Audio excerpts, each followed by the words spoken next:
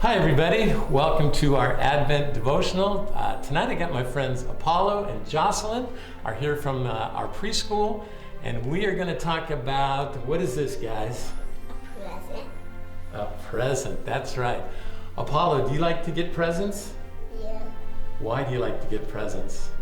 Because I bring them home. Because you bring them home, that's fun. Jocelyn, how about you? Do you like to give presents? Yeah. And why do you like to give presents? Because I bring candy and flowers. To your friends, right? Do they like that? Okay. Christmas is that special time of year for giving gifts. Right? There's a joy in giving the perfect gift that you picked out especially for someone, and seeing the joy in receiving it and enjoying your thoughtfulness. It's pretty cool. We're in week 3 of our Advent devotionals and talking about joy. You know, I think in our current culture, unfortunately, it's misunderstood what giving really is. We think of it honestly as trading, right? I get you something, you get me something, and hopefully we spend about the same amount of money so no one feels awkward. In fact, everyone's had that panicked feeling of your friend showing up at your door in December with a wrapped package and you realize you didn't get them anything. And you now feel like you owe them a gift. I've even heard of certain articles in magazines that talk about having a stash of generic gifts in your front closet just in case for one of those situations. But it kind of takes the meaning out of it though, doesn't it?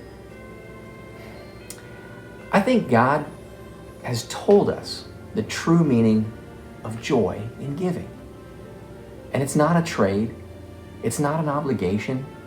In fact, I think it's exactly the opposite of that. A few years ago, God humbled me to see and feel His love for others and the joy of participating with Him in giving to someone who could not reciprocate. So it was Christmas 2017, and I'm on my way to Target, and I've got all my list of gifts I've got to get, and I'm like a good old Santa. I've got my list, I'm checking it twice. And I pull into the parking lot and I see this family. Husband, wife, 2 little boys. And what was funny is the first thing that resonated was, oh, it's just like when I was growing up.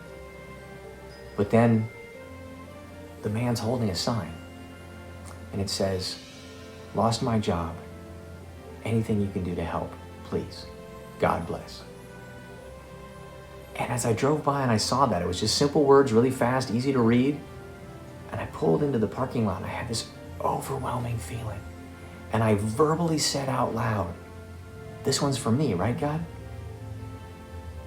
And it was a totally different feeling than I've ever experienced in looking into the eyes of a stranger. And so I closed up and I walked over to them and I talked to them a little bit, asked what happened, and these little boys still had a little bit of spark in their eye, and they were a little shy, it's a stranger, which was good. And I said, wait here. And I went in to do my shopping. And it's funny, I don't even remember any of the other things I bought that day. But I went around shopping as though God was pushing my cart. It's like, they need one of those. And the boys need a little something to open. And that family needs food. And I got so excited. I couldn't shop fast enough. I even went into the card section because I'm like, well, they need a card because it's Christmas. And I went to my car and I wrapped this stuff up and I made gift bags for the boys and I put the gift card in the Christmas card and I got so excited you'd have thought it was my Christmas morning.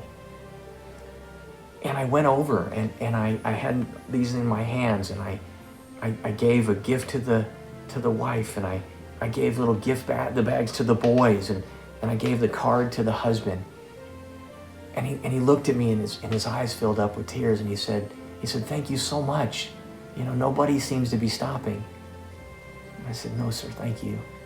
And I cried and I hugged this man. I didn't even know. And I loved him so much in that moment. And I loved them. And I'll be honest, I was wrecked for the rest of the day. I would sometimes just start crying. But it wasn't bad crying. It wasn't sad crying. It was I'll never be the same crying. They touched my heart. And God gave me that opportunity.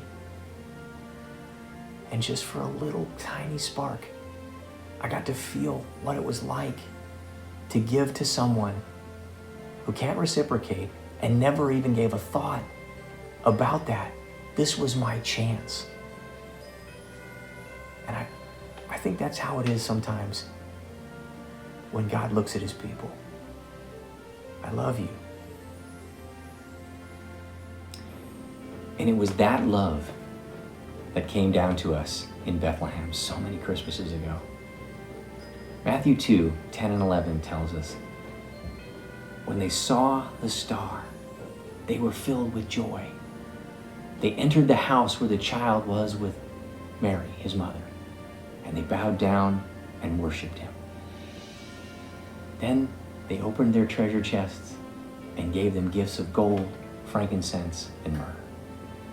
Imagine if the wise men thought the way our culture does today. I wonder what Mary's going to give us. Do you think they'll know we got this frankincense on clearance at TJ Maxx? Of course not. And did Mary, seeing these gifts, say, okay, gold, that works for me, but spices you'd normally use at a funeral, it's an odd baby gift? Of course not. And was she concerned about what she could possibly give back? No. Jesus and his family simply received the gifts without any concern for what they could give back. The Magi likewise, they gave their gifts unconcerned with any reciprocity. It was enough for them to worship this king they had seen declared in the skies. This simple family, their greatness lied in their faith. Matthew 25:40, Jesus tells us where the true joy in giving comes from. The king will reply, truly I tell you, whatever you've done for the least of these, my brothers and sisters, you have done for me. Honestly, we can never give something equal in value to God for his Christmas gift to us. Jesus is the gift we must humbly receive with great joy. So this Christmas, and throughout our lives, let us make our acts of giving in like manner, out of love, with no expectation of reciprocity, experience a deeper joy.